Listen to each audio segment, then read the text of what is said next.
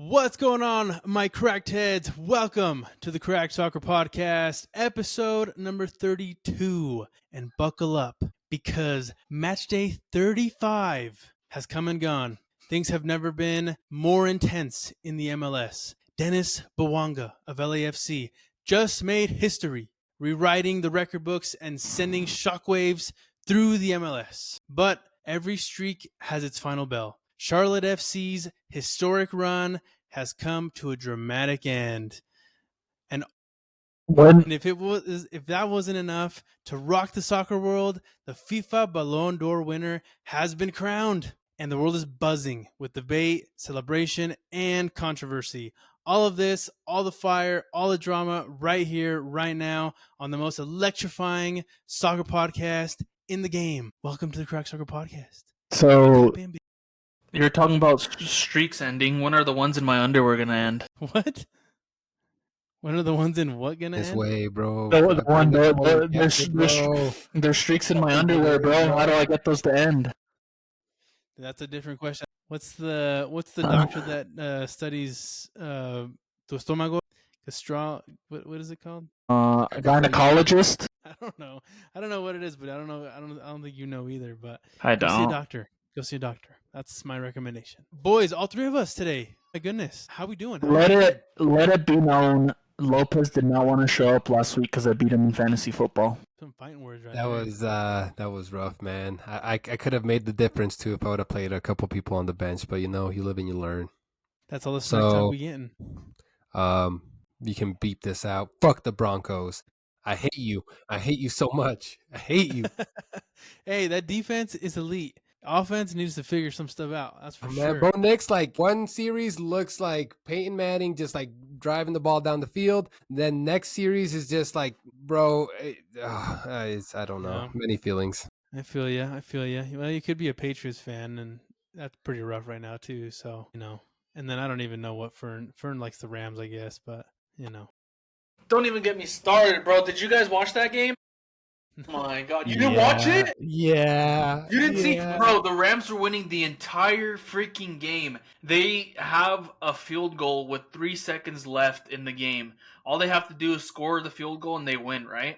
Guess what happens? They block the field goal. And not only do they block the field goal, one of the big boys grabs the ball and runs it all the way back down to score a touchdown, dude. Did they play Philly? Yes. Dude, that's crazy. Did Philly end up winning that game then? Yeah, they did. Well, they were winning before the field goal, but they blocked it, and then I don't know who it was, but he's like a defensive end, literally picks the ball up and runs it all the way down to the... I'm sure that was a fun night for you and the homie back home. Yeah, I know. Eagles. Fuck that guy. Anyways, nice. Love that, fellas. Love that we're all together. I absolutely enjoy the three of us on here. So let's kick it off really quickly with the Cracked leaderboard. I'm not sure how this last week went. I typically am very good at keeping up and kind of seeing who did what points here and there. But I don't know what happens. Let's go ahead and see it, Fern. There you go. Lopez. What? Dude, how did Lopez get so many points? No, that can't be right. What do you mean? Well, I don't know. You're messing with us. Oh no, is this accurate? It should be. I feel like I had 204 points last week. You did? I'm pretty sure. What the heck? I messed something up somewhere. I don't even know if this is okay. I believe it should be backward. Well, obviously it's backwards. But Lopez got 10 right this week. Oh, dang. You got 9 right, and I got 8 right. Okay, then yeah, it's got to be different. Yeah, I don't think it's 100% either because I think I have a clip of it too. But here I got before you updated it. Well, we talked. I'll go get it fixed, but yeah. So say it again. So PZ got 10, crazy. I had 9, and then how many did you have? 8. 8. Okay. So it was a pretty good week. A pretty good week of calling the games. I mean, at the end of the day, I think we need to start putting some money on this in terms of maybe pulling up a gambling website and trying our luck because I think we're pretty decent at this, I would say, for the most part. Have you guys seen the guy on TikTok who's running the algorithms? He's used to work for casinos and stuff like that, and he's running algorithm that calls the games. Sorry, I'm dog sitting today. If you hear a demon in the background, it is my asthmatic dog. He can't breathe. But beside the point, I lost my train of thought because this guy's so fucking loud.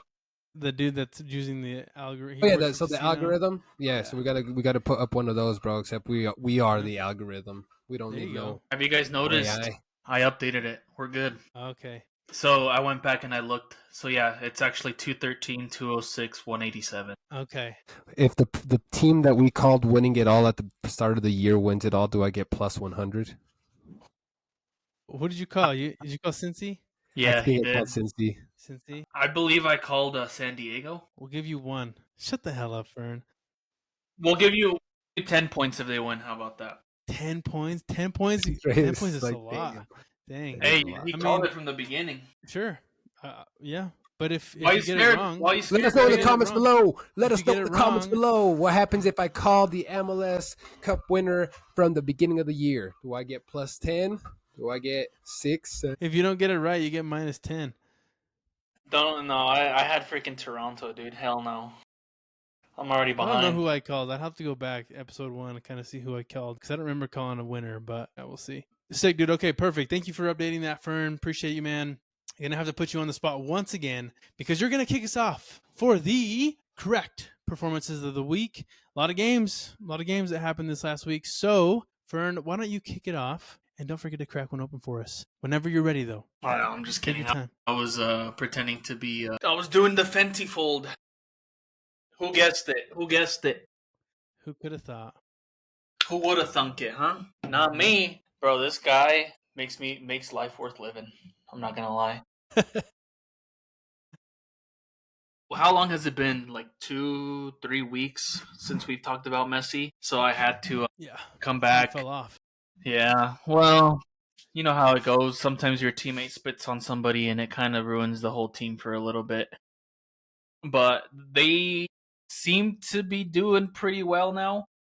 So the stats that I have on this game on this graphic is from the DC United versus Inter Miami game, which, in all honesty, he should have had a hat trick. The game probably should have been 5-6 goals for Inter Miami instead of just the 3 that they had.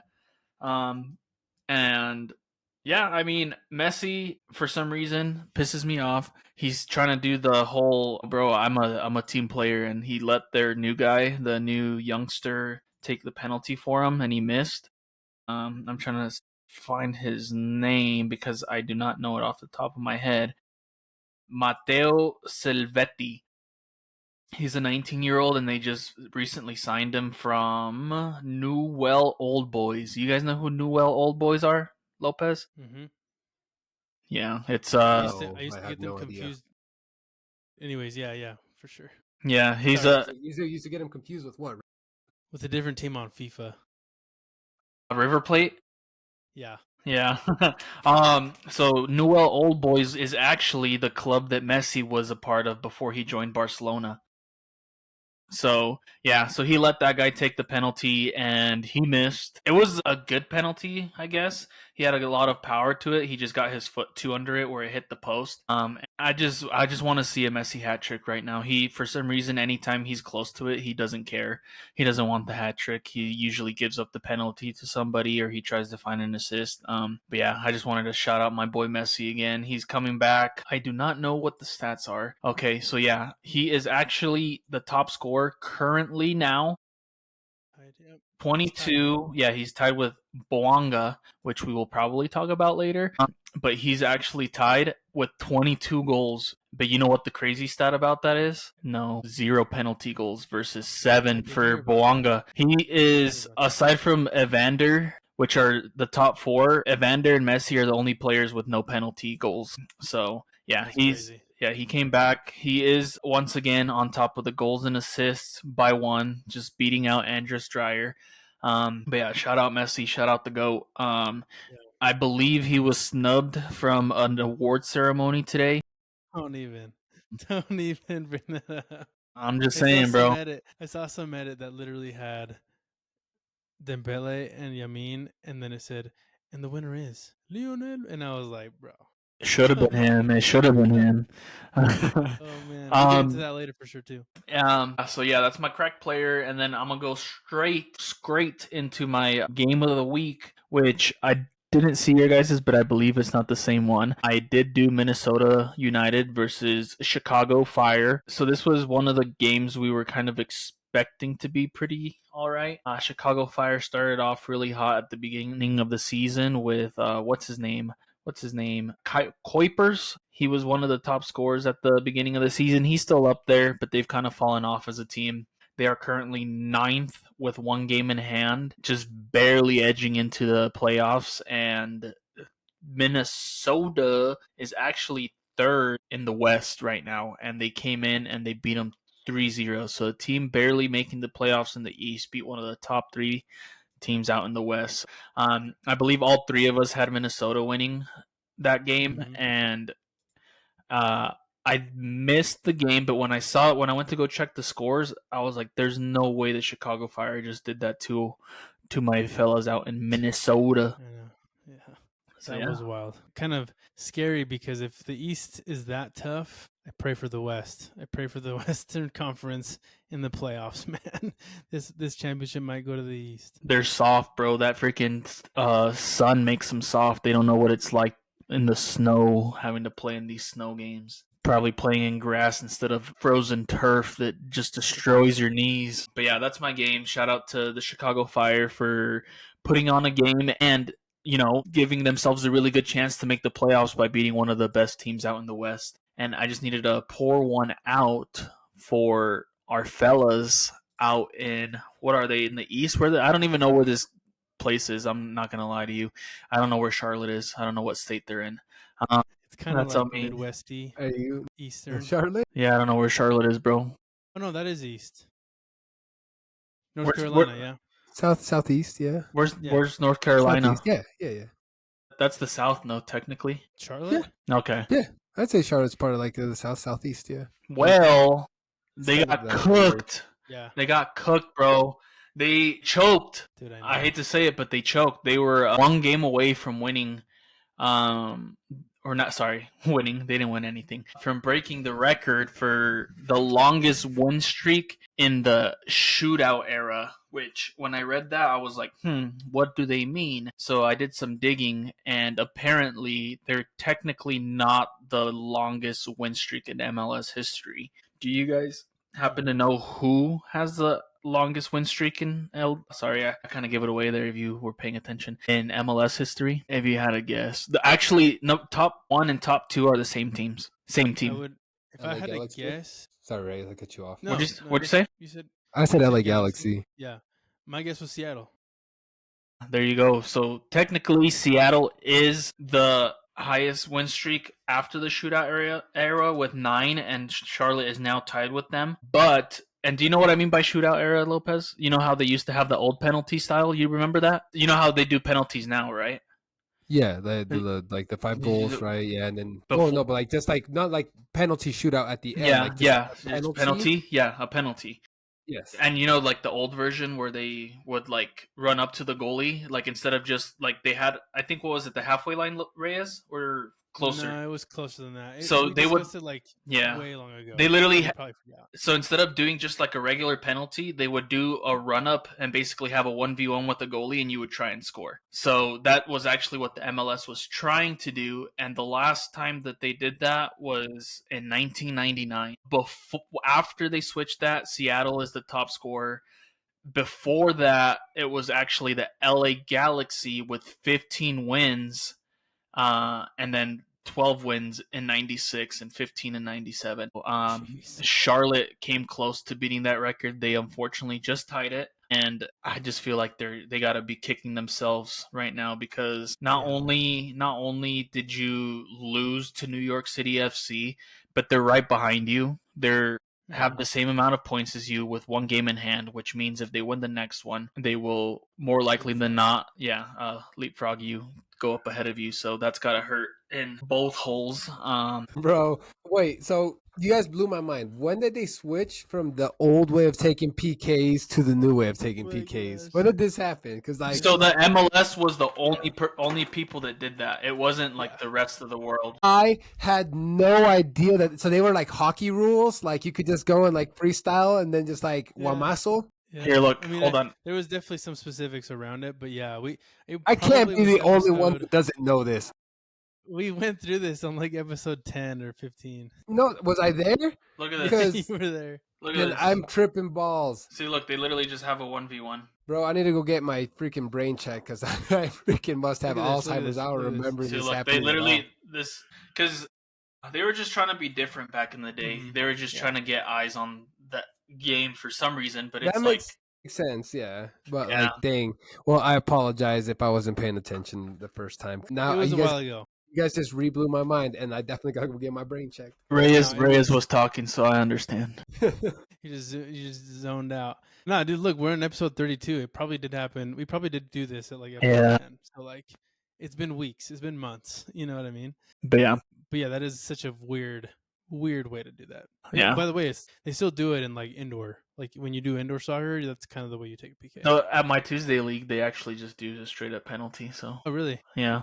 On the one that you would play, yeah, they do it like that. Yeah. Last time they tried to have me do that, and I'm like, bro, I don't dribble. I play on the bottom half of the field, not the top half. I can't take 3 touches to save my life. Yeah, bro. What are you guys talking about? But yeah, pour one out for our boys out in Charlotte. You could have made history, but you choked. There you go. That's the hook right there. I love it. Nice, brother. I love it. Thank you so much for those crack performances. I'll go ahead and kick us off into the next one for my crack performances of the week. I'll go ahead and get started with the player, and he's no stranger to this award, especially not from my end, because I think he's also in the running for MVP this upcoming season, this season. Vander Ferreira. I mean, the guy has been absolutely balling out this season, and then this last game, he had a 9.6 player rating, player of the match against LA Galaxy.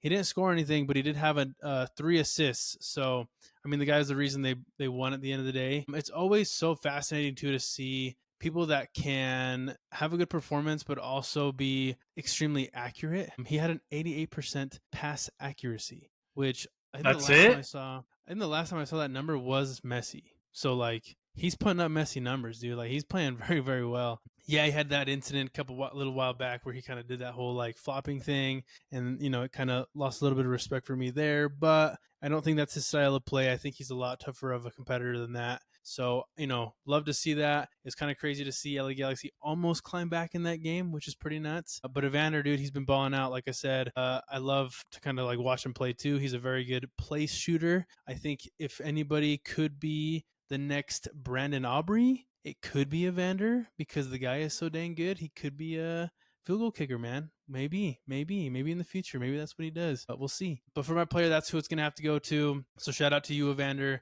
Way to go, man. Next up, I'm going to go ahead and try to go quickly on here. So for my correct game of the week, has to go for Orlando versus Nashville. This game was just electric, man. It was a lot of fun to watch. I think, how many of you, did any of us pick Orlando in this game? Do you know? I did. Okay. I guess Fern did. Good for you, Fern. I did not, though. I was this close, though. I was very close to choosing that Orlando game. But if you could, Fern, I'm trying to see, because my stuff's not very, very good here. I believe it was the first goal. It was on the 30th minute. If you could try to find it on YouTube, this highlight. Martin Ojeda, dude. Absolute laser beam in this game. Amazing goal from him. The game was honestly, like I said, very, very exciting. You get 2 goals from Orlando, then 2 goals from Nashville, and then at the very, very end, in the 95th minute, you get the go-ahead from Orlando. So this was a fun game all around. And then you obviously get that super amazing goal from... Is it the free kick? Yep. Okay, Sir, I found it. We'll put it up right now. Go ahead and show this beauty of a shot. Ay, mama! Dang. Yeah, dude. I mean, it was so good, bro. Such a solid strike.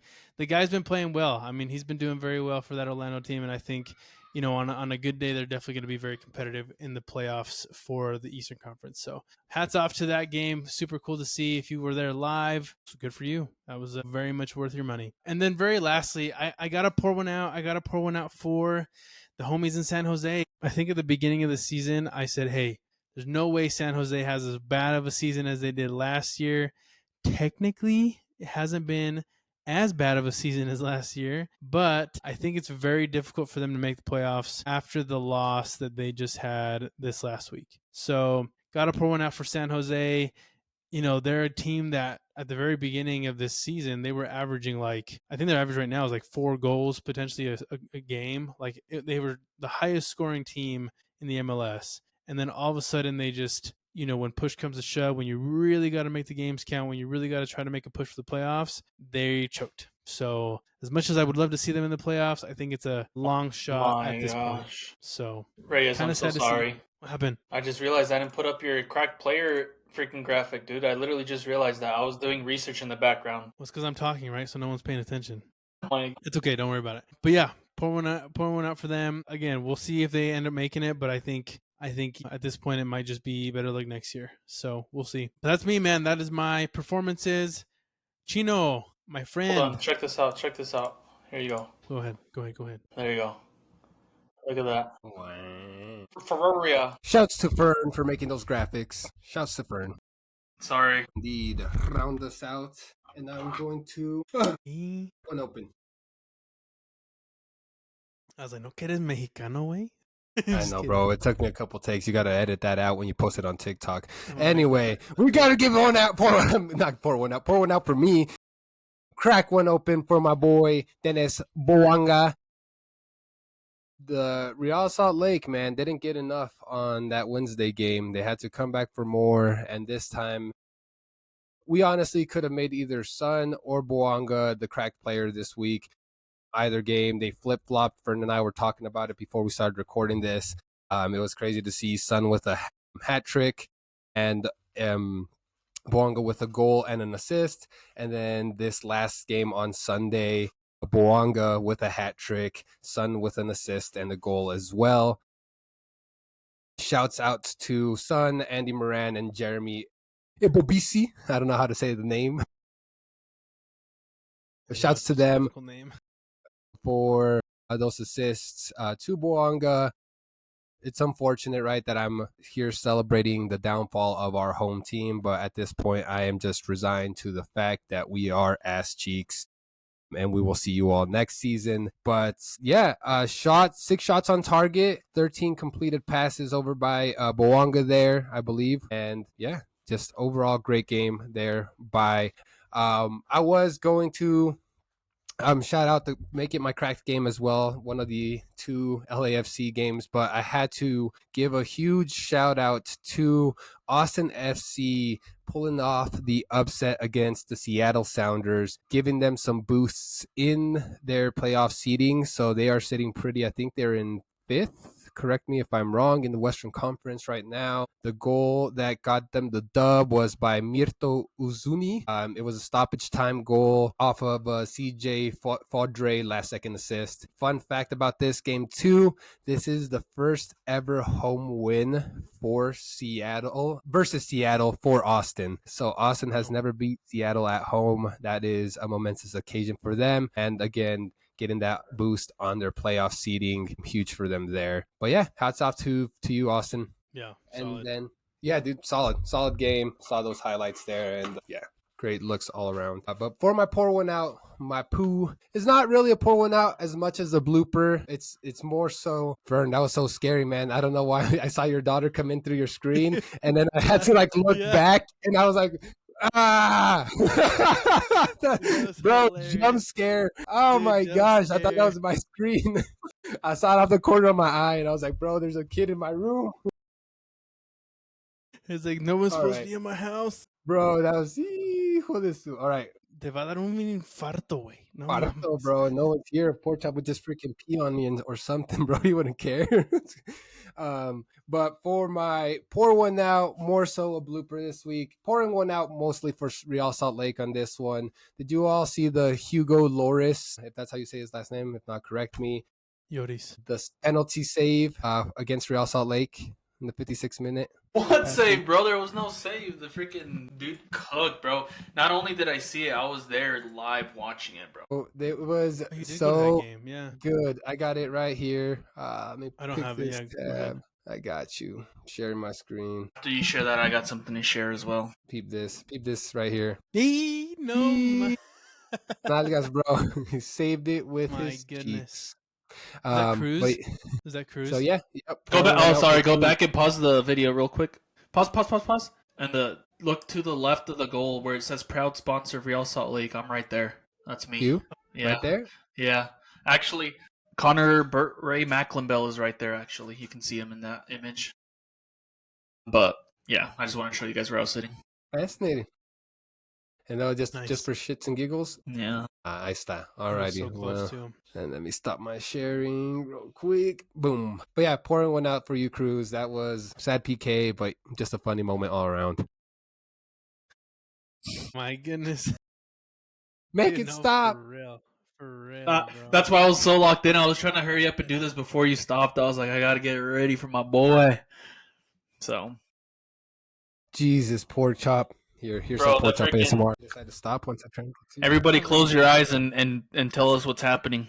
But yeah, dude, that was crazy. The fact that Sun and Bouanga just had that 1-2 punch. I don't know if that's ever happened where, like, obviously they played back to back. Sun, like Lopez said, 3 goals, Bouanga an assist, and then a goal. And then same thing, just reverse it. I don't think I've ever seen something like that before. Same exact scoring line, same exact goals and assists for like two people, you know. So shout out to them. What's wild is you would think like RSL would say, "Hey, they kind of beat us at home 4-1. Dennis Bouanga and Sun. We should probably play a lot better against those two for the next game." And they did not do that. It was like, dude, come on, man. But yeah, that was honestly sad because I know we were talking about it last week too, me and Fern, where it was like they got LAFC 2 games in a row. They really should be able to get one if they want to keep that playoff hope like in. And I mean, just to get smoked like that, dude, that's rough, bro. The worst part is they were already really in the negatives, goal differential, and these games did not help. I don't think any of us talked about what's his name, Gozo. Did you guys see his goal? Yeah, That was was a solid goal. You didn't see his goal, Lopez? I'm gonna look it up real quick. Yeah, it was awesome. We can go keep going while I look for it, but No, it was literally like just out of nowhere. Yeah, Like sick. everybody was so quiet in the stadium. As soon as that goal happens, everybody just went crazy. And like we didn't talk about it, but like I had a friend, he's like, "Bro, why is it so quiet in here?" And I was like, "I don't know. It's never usually as quiet." But everybody was like, "Oh, the play's dead. They stopped it, you know." And then this freaking 18-year-old, BAM! Look at this Lopez. I was literally right there, and he just freaking hits that. Oh, bro, the player next to him, like, So sick. I mean, you know, RSL's bad, but they have some bright spots, you know, Gozo and Luna. So hopefully we can keep them. Exactly. And the thing that sucks too is that he got invited from the U.S. to play in the U17, 18 World Cup that's coming up. So I believe he's gonna miss the rest of the season. Yeah, he's going to the World Cup for the U.S. for like U17 or whatever. He's not gonna I miss believe much. it's It's soon. okay. Maybe or either this year or next year. I don't know. But yeah, that was pretty insane. Solid stuff, guys. Love it. We'll just kind of run through these really, really quick. Because there are a couple games we didn't really mention. November 3rd to the 27th of this year. Okay. So that's probably the end of the season. He probably still can kind of play, but who knows if he'll play that much, just given, you know, he doesn't want to get injured, stuff like that, but we'll see. But something I wanted to point out here too, because obviously there was a lot of games. We had a Tuesday game, Inter Miami getting, 6 points over the week, which is pretty much what they need to do to kind of, make sure that they're, going into the playoffs very strong.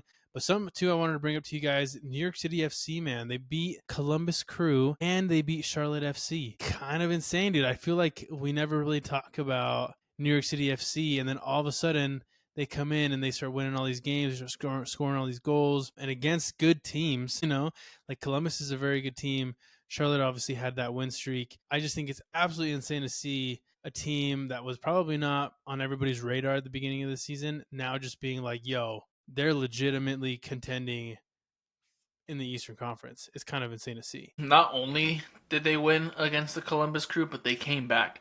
Because, like I said, I went to the RSL game, which was that same day. They played right before them. I didn't watch it, but I checked up on the score, and Columbus Crew was winning 2-1. And I was just like, oh, this game's over. Like, I'm pretty sure the Columbus Crew is going to win this. And then Wolf comes in and scores in the 73rd, and then freaking Julian Fernandez just comes in and scores the last minute of the game. So I was super surprised when I was walking into the RSL stadium just to find out that New York City had won.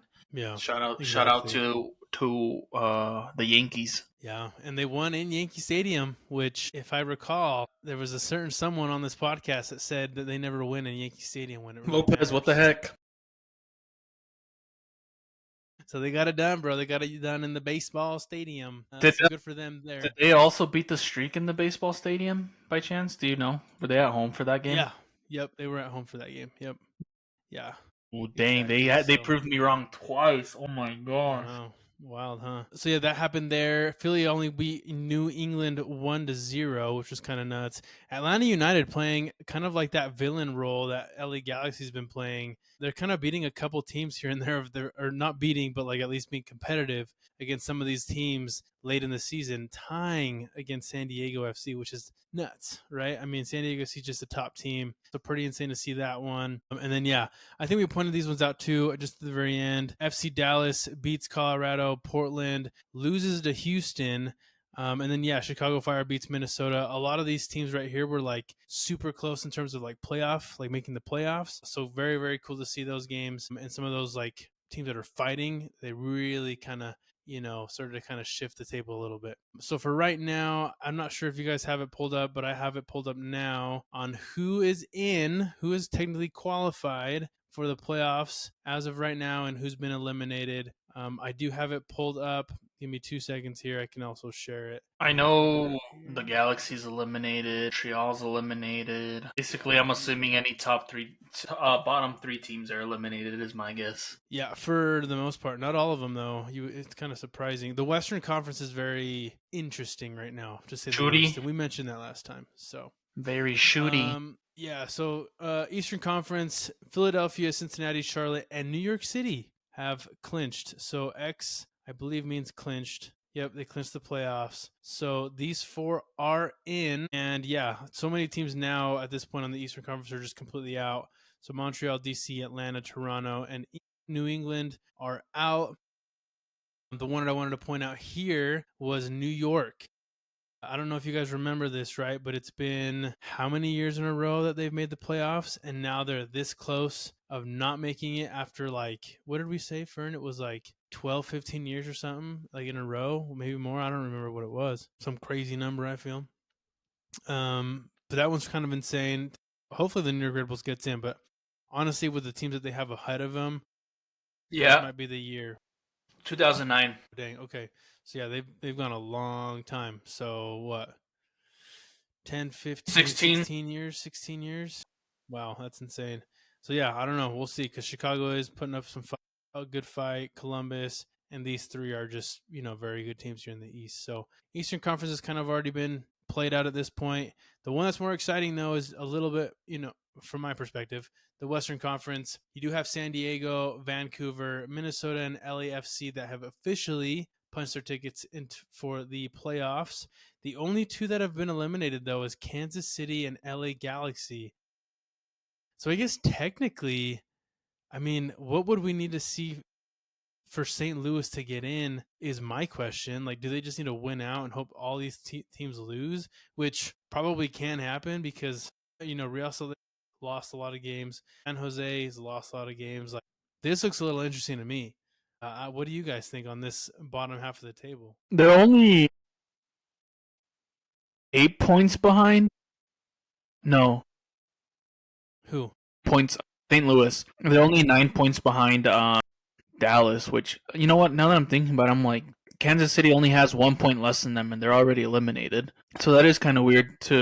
Does it say how many games are left by chance? Well, they have, let me see. It says right here, goal differential games played. They've played 31. So I believe, what did we say? 35, 36 is the official rounds this year. So they probably have like 4 or 5 games left if it's 35 to 36.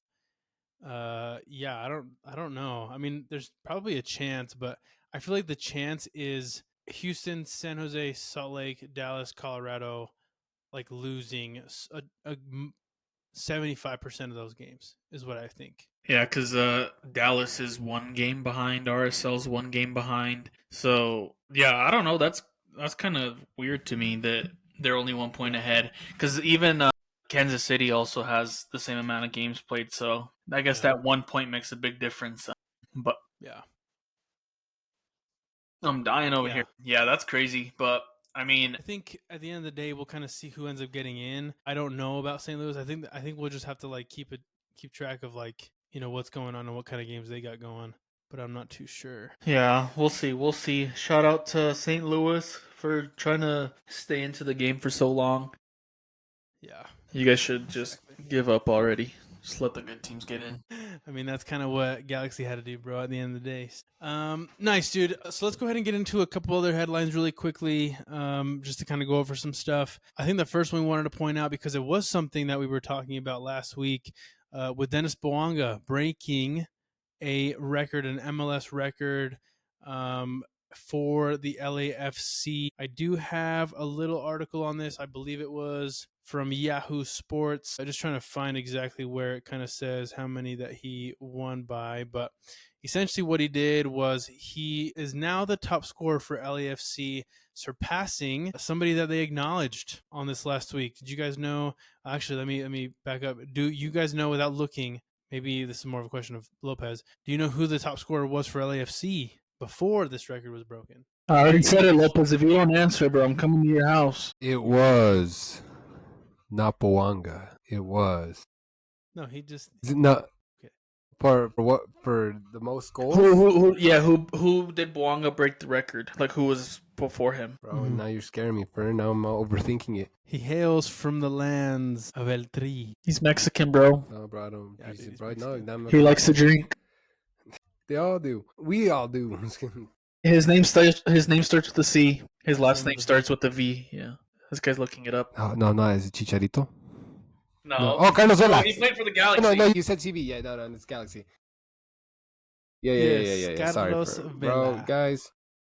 Give me a break, all right? I'm trying. I should have Googled it at this point, bro. If I would have suffered through Fern roasting me. There you go. But they also had a very cool Tifu, so big banner recognizing Carlos Vela, so that was super cool. And then obviously on that night, I believe it was that night, Dennis Bouanga surpasses Carlos Vela, which at the end of the day, I think LAFC fans want to just see, you know, their players just beat records, do what they have to do to kind of just be, you know, the best players in the MLS. I like this LAFC team, boys. I don't know what you guys think, but I really like this team. And I think with the addition of Sun, they have a very strong chance in the playoffs and for the Cup. What do you guys think? Go Lopez. Did you want to say something? Or No, I was just going to say I 100% agree. I've liked them since the beginning of the year once we started seeing what they were made of. They've been a consistent top team. Where are they sitting in the rankings again? Let me pull that up. I have it. They are fourth. They've clinched, sure, they're not sitting at the top, but I think, man, I think they could pull it off. I'm not going to say no to that. I genuinely think that it is a possibility. They had a few games kind of in the middle of the season where we're like, oh, what's... obviously they were a good team, but they're the kind of team you expect to pretty much win every game. So there was some games where they were either tying, where they were dropping points here and there. But I don't know what it is. I don't know if having Sun there has just done something to them, switched them up, because I think we talked about before, they didn't have a striker. Giroud was not good. Right. Sun has already scored more goals than Giroud did the entire time he was at LAFC, and he was there for 2 or 3 years, and that it makes a big difference. I can see them playing against Inter Miami in the final and losing. Oh my gosh, this guy. Have we seen Like, has like LAFC's ticket sales gone up since Son joined the team? Have we seen like a Good Messi-like question. effect on that? Because I'd be interested to see, like, are we seeing like a revitalized atmosphere there in the stadium? Because they already have great fans. Like, if Let's go check this live. I'm gonna go check my source, but my other source said so. I was curious about the St. Louis thing. Just getting off topic a little bit, going back a bit. I was wondering what they needed to happen, and it basically just says they need to win most of their remaining games. Obviously, like we said, the teams above them have to drop some points. But it was saying the San Jose game was very important because if they tied or drew, they were basically out of the playoffs. And since they won that game, that's kind of what kept them in playoff contention currently. From the looks of it, it doesn't look like the tickets have gone up too crazily. But, and I don't know if this is just like what they put on here, but like this is MLS Cup WC TBD at LAFC, $728. I don't know what that is, but I don't believe so, my friend. No. I don't believe so. Thanks for checking, because I was interested to see. Yeah, because I know that he sold like a record-breaking amount of jerseys, right? So Right. Yeah. I was curious if that translated correct. over to like people being hype about him being there. But no, at the end of the day, though, like him being there is making a huge impact on the actual team, as we have witnessed with that hat trick last week. But excited to see how the team fares in the playoffs. Sorry, go ahead, Fern. I was going to say that this thing says obviously his debut match was expensive. Right. And it says that most of the home tickets are reported over $200, about double the typical average LAFC ticket price. And some of the back row less premium seats jumped from what they were to 170 plus. So they have gone up. That's like, that's like it's not like crazy. Yeah. That's California prices. You know what I mean? Yeah, that's true.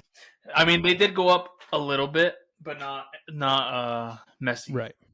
Yeah, not Messi level stuff, which is weird, but I mean, it is what it is. Solid. Yeah, I mean, hats off to Dennis Bouanga, dude. He's obviously doing what he's got to do there. Shout out to Daddy. Team. Yeah, we'll see kind of what happens with those guys. So another top headline too. Just I know we kind of discussed it quite a bit here, but Charlotte's historic run is done at this point. So they did go on that 9-game winning streak, which was obviously very cool to see. Very cool to see for them. I do think in this last game against New York City, did Zaha miss a penalty? Do you guys remember that?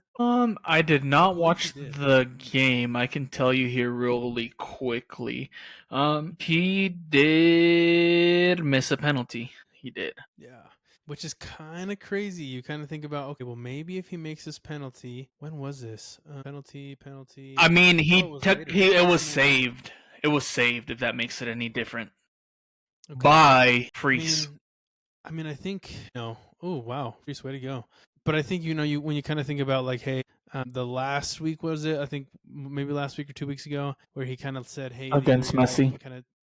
He can take that penalty to get the hat trick. Maybe it was because he's not very good at penalties. Who knows? But I think, that's obviously very sad to see that Charlotte's kind of done. But I don't think it's going to discourage them whatsoever. I still think they're a pretty strong team. It's just that New York City FC, I think, is getting a little bit better than people think, and they're maybe kind of writing them off in the regular season. But what do you guys think in terms of like records? Like, do you guys think it's actually like going to say anything come playoff time? Like, do you think because they won so many games in a row, that can translate into the playoffs and kind of give them that run? Or is this more of like a, they won some games, it is what it is, but it really doesn't matter given the playoffs, given the postseason. At that point, it's a different ballgame. What do you guys think on that sense? I mean, it has to. I think it has to translate to the playoffs. I feel like it will, because it just shows that they can win these games and they have the ability to win. Especially, I don't remember off the top of my head what teams they played. I know they played Miami, who's a very strong team. They beat Cincinnati. They even beat New York City FC. Was the team that they actually beat to start off the streak, which is funny because that started off the streak and they actually ended it. Yeah. But I'm looking at the teams that they beat, not to disparage discredit their streak, but like, so New York City FC was one of them, DC, Atlanta, Toronto, Cincinnati, good team, Real Salt Lake, we know how they are. They beat the Red Bulls, they beat New England and Inter Miami and ended up losing to New York City.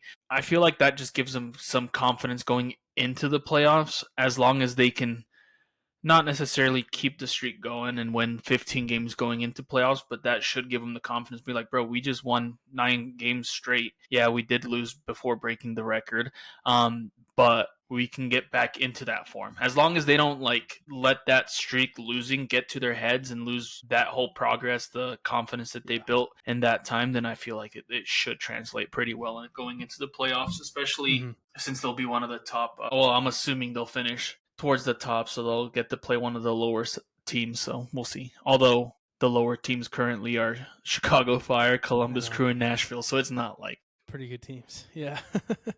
Yeah, what do you think, Chino? What do you think about that, man? Do you think it translates? You think it doesn't? Get good, stay good, bro. You freaking you lost it yourself, bro. Stay good. No, it's I feel like the MLS is such a roller coaster that I'm going to say one thing and the exact opposite is going to happen, and it's going to be like I'm going to say like no, it's going to translate to into the playoffs. They're going to get in their heads, and then they're just going to like end up winning it all, right? But no, quien sabe? Like I really don't know how this like impacts. Again, at the end of the day, I think they just want to play ball, and they're gonna like be locked in to these things, play some mental game with you, sure. But like at the end of the day, I think they're just gonna go out there and do their jobs, and we're gonna have one outcome one way or the other. Yeah, for sure. I think it depends on how they respond.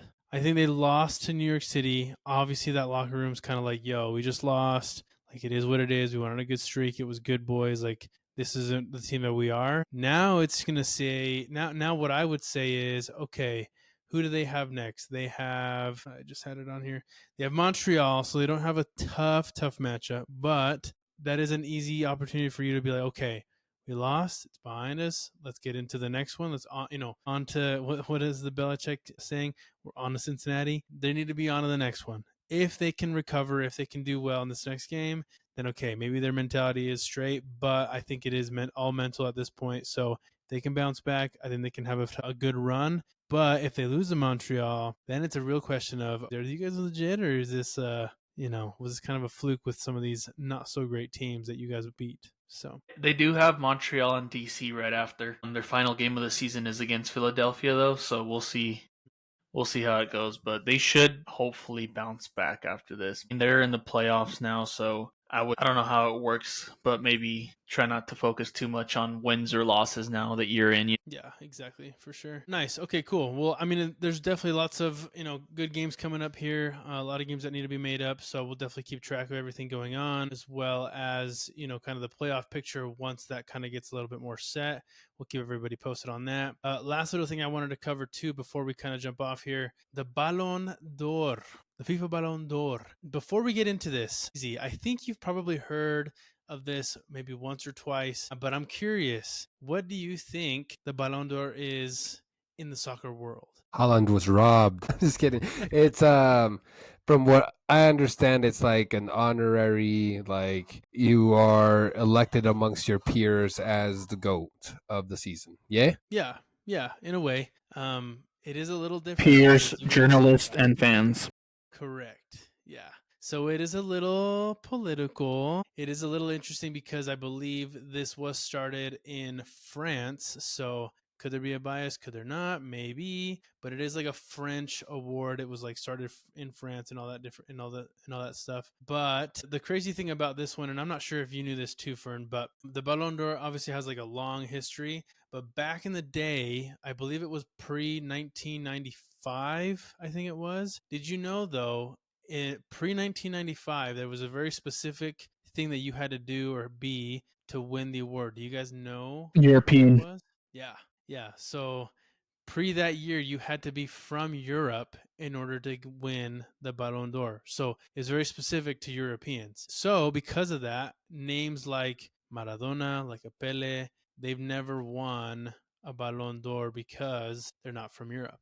So yeah, that was a little bit crazy when I kind of learned about that. And then after 1995, then it was like, okay, we'll open this up, but I believe you still need to play in Europe in order to win the award. Correct or no? I don't believe that's correct. I'll double check real quick, but I don't know why I'm thinking that you don't have to be from Europe now, but I'll double check. Not from. Sorry, not sorry. I meant like play. Yeah, hold on, I'll check. But keep talking. Yeah, I think that's the rule now. I could be wrong, but kind of going alongside all of this, there's been a lot of amazing winners. Obviously, you kind of have the ones from way back when. Well, Weahs. technically, Messi won the Ballon d'Or while he was in the MLS, and I did just look it up, and it says you do not have to play in Europe, but it just so happens that most of them are. best players do happen to play in Europe. So, because I know on the women's side of the Ballon d'Or, a lot of like the good women actually play in the NWSL. So some of those people like Sophia Smith, the American, she got nominated for the Ballon d'Or. Oh, cool. Yeah, I know it is a little bit different with the women's side for sure, but that's pretty cool. Anyways, but yeah, like I said, there's been a lot of different players that have obviously won it at this point. You have the Cruyffs, you have the Ronaldinhos, you have the Ronaldos, Zidanes. You have that span of what was it, 2009 all the way to 2018, 19, like the 10-year span of the Cristiano Ronaldo versus Messi fight in this. So that's kind of like been a very big thing with this whole trophy. But just recently, today actually, there has been a new crown for the Ballon d'Or. PZ, do you know who without having to look at your phone? Because I probably texted it to everybody. I honestly haven't even had the chance to go through all the messages from today. Uzma. I didn't see, so. That's fine. Do you know who won the Ballon d'Or for 2025, my friend? Do you know who? No. They are very freaking feeding me, bro. I hate you. Was it Messi? Look, how about this? This will give you a hint. Zlatan Ibrahimovic? Oh my goodness, this guy. No. Ex-Barca player. Yeah. Messi? True. No. Even though people have already been making memes about like him winning it this year, which is kind of nuts to say, but kind of not. But I always butcher his first name. It's Usman Dembele. So I think he was honestly like he should have won it, and I'm glad that he did because sure, there's a lot of good people that have been playing very, very well this year in a global scale, but like Dembele, I think when you kind of watch him play over this last year, it was like he was without a doubt the best player at the moment. And I know what Fern's going to say. He's going to say, it should have been Lamine Yamal, should have been Rafinha, should have been somebody on FC Barcelona because I'm a Barcelona fanboy, and that's how I'm going to be. And that's fair, but bro, like those are not invalid opinions. If Barca, if I'm just saying, if the Champions League went a different way, the award would have gone a different way. Sure. Obviously, everybody knows that the Champions League is what ended up deciding it because PSG won everything they could have won in France. Barca won everything they could in Spain, so it kind of came down to that. And I did not believe Lamine Yamal should have won. He was kind of high. He was on number 2.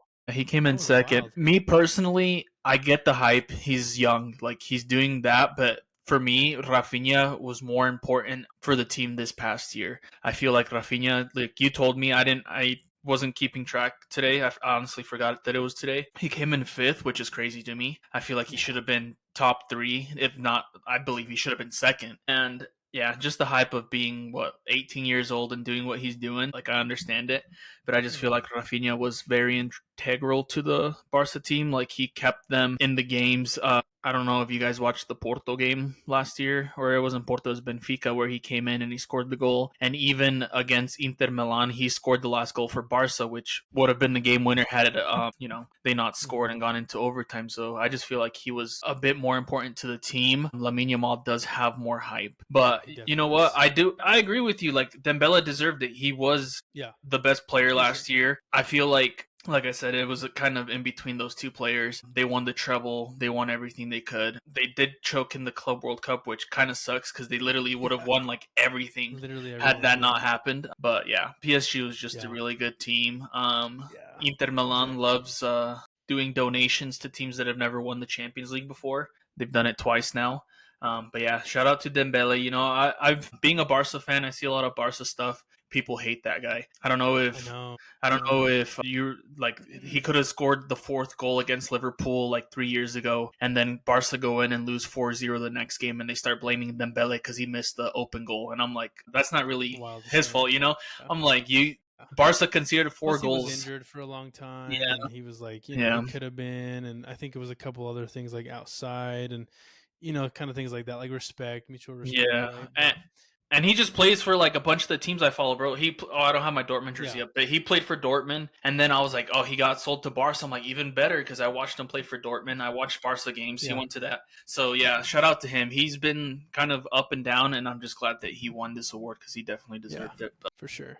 And the funny thing too, and this is something for you to kind of just note, Lopez, but the funny thing too was on this one is that typically you see a lot of players from a specific club on not just on this ballot on like this list, but like typically on like the team that kind of like the best team. But this year you didn't see anybody from Real Madrid at this ceremony.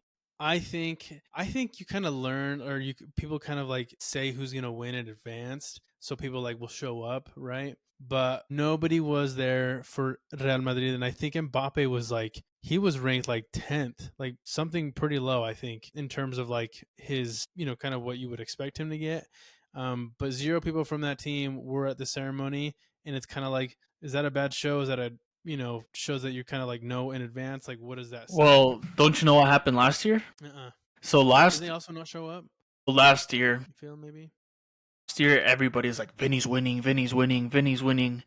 And then there's this guy at Lopez. His name's Fabrizio Romano. I don't know if you've ever heard of him before, but he's basically like the leaks guy. But he's like knows everything about everything, like transfers, whatever. Before the Ballon d'Or happens, like the day or two before, he's like, Rodri has won the Ballon d'Or, not Vinny. And when that info came out, Real Madrid, being the little B words that they are, were like, we're not gonna show up. He was robbed. So they like nobody showed up. They didn't go to like show respect to the winner and everything, and it was just kind of like awkward for Rodri because he also had won everything. He won with Spain. It wasn't like it was undeserved. He like was deserving of obviously Vinny being an attacker probably seems like more important to the team, but when you look at what Rodri was for City and Spain, he was the best player for sure. Yeah.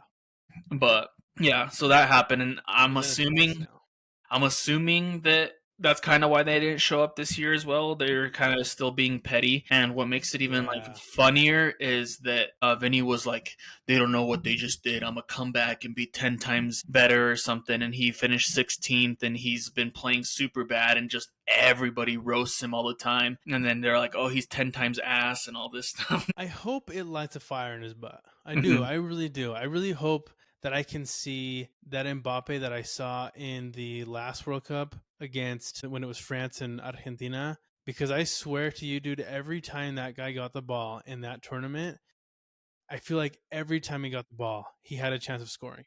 Bro, the last minutes, I just wanted to end. I'm like, bro, just stop, please. Don't let this guy touch the ball. I'm like, stop letting him touch the ball. He was so good, and I just hope to see that at Real Madrid more. I know it's difficult. Obviously, La Liga is a very tough league. Real Madrid is always, they always have high expectations. But maybe that does light a fire in his butt. Maybe it lights a fire in Lamine and Rafinha and Holland and everybody else that's kind of fighting for this title, right? So we'll see. Lamine did win the best young player for the second time in a row. So that's kind of like he's a history. That's like a history thing or a record. Mm-hmm. And there was actually another record broken today. Do you know what it was? Yeah. I was gonna mention it too, but if you want to, you can. I'm assuming it's on the women's side. Yeah, it is. Yeah.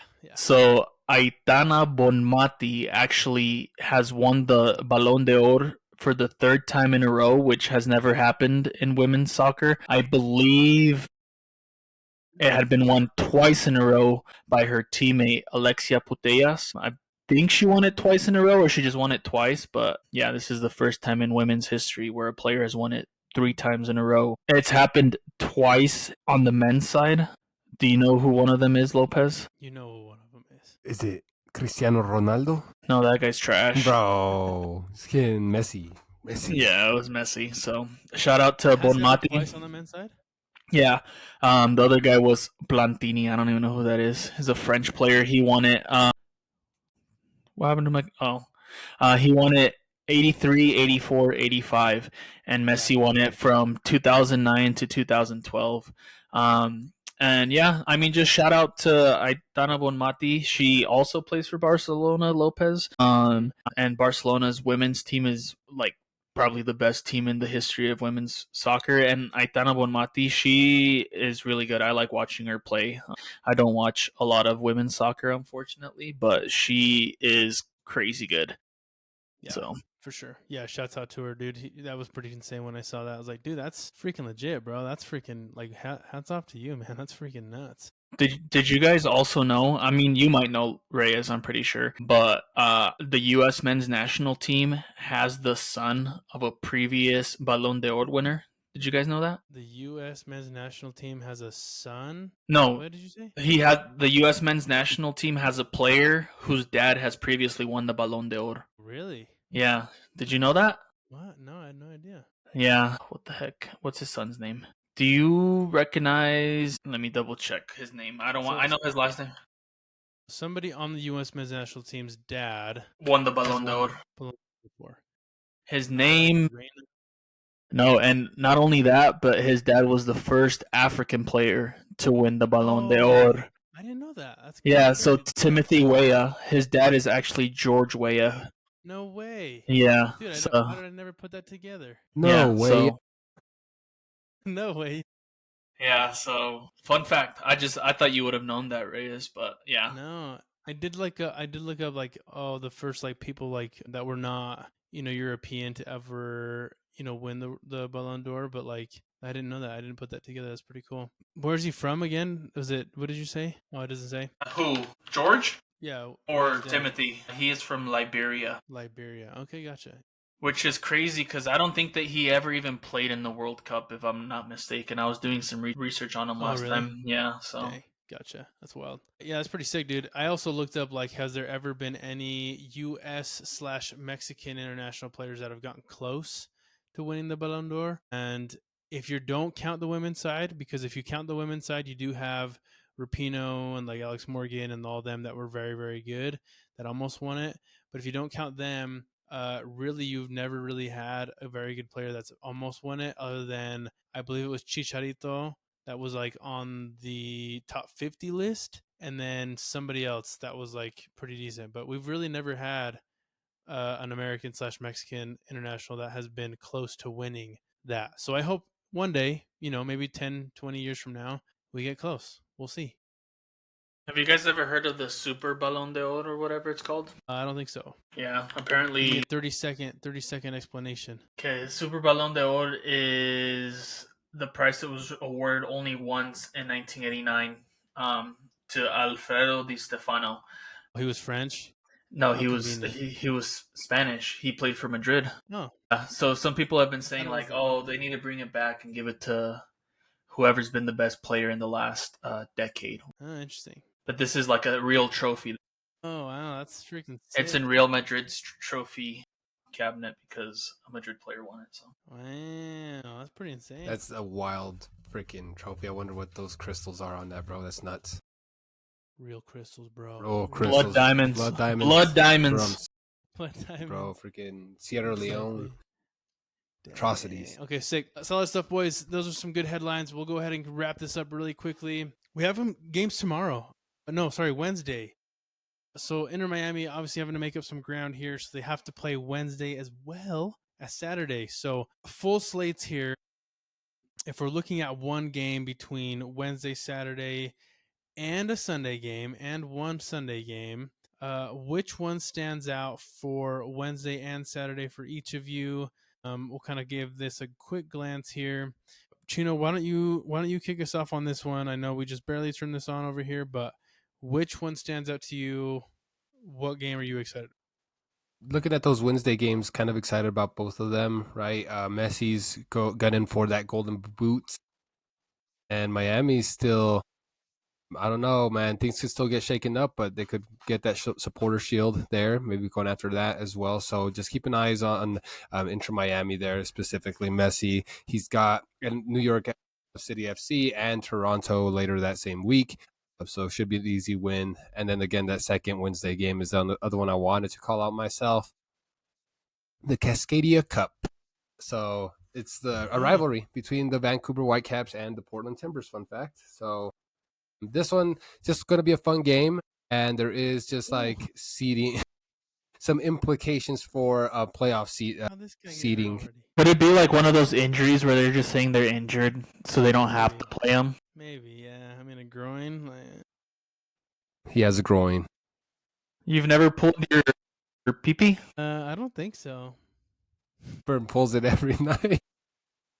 And I was like, now, as soon as I thought it through, I was like, oh, that's kind of what you meant. But yeah, this is a good one. I think we also made a graphic. I think you made a graphic of this one time, Fern. We might have to bust that. Am I tripping? I mean, hey, I don't want to say my boy Lopez is wrong, but I thought the Cascadia Cup was between Portland and Seattle. Is it? I could be wrong. Let's look it up. Let's prove me wrong on live TV. Cascadia Cup. Oh my God, he's right. Who's right? You didn't Wait. Wait. So it's the name of the trophy. It says Portland, Seattle, and Vancouver. It's all three of them. We're both right, bro. Nobody is wrong. It's a tie. There you go. That's crazy. What the heck? That's I mean, good for them. I mean, I like to kind of see that. So we might have to dust that one off, dude, and maybe redo it for Vancouver, Portland. So we'll get that one going. And yeah, Portland definitely has a lot more wins in this this head-to-head, than Vancouver. So solid game, dude. Solid game to kind of look out for.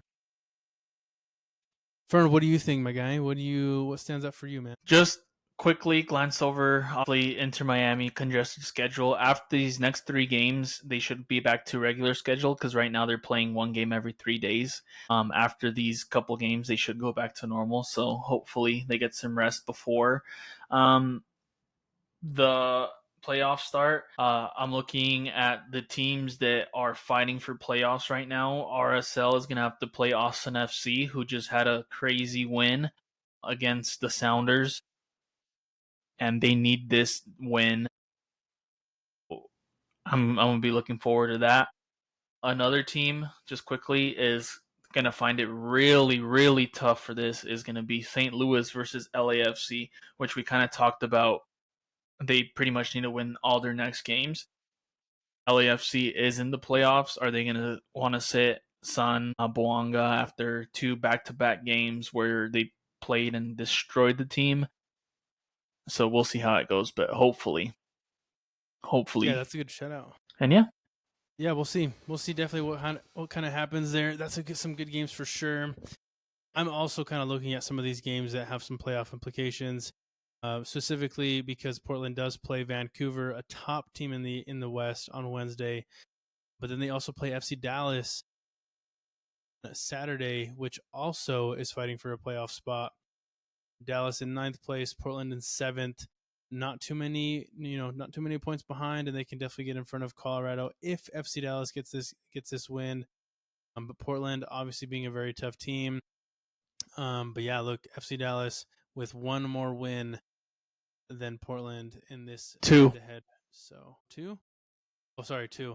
With 2 more wins in this head-to-head matchup. So that'll be interesting to see too, just because that does have some playoff implications. And then yeah, I kind of have to echo the Real Salt Lake Austin game because that's another one that people should kind of keep an eye on.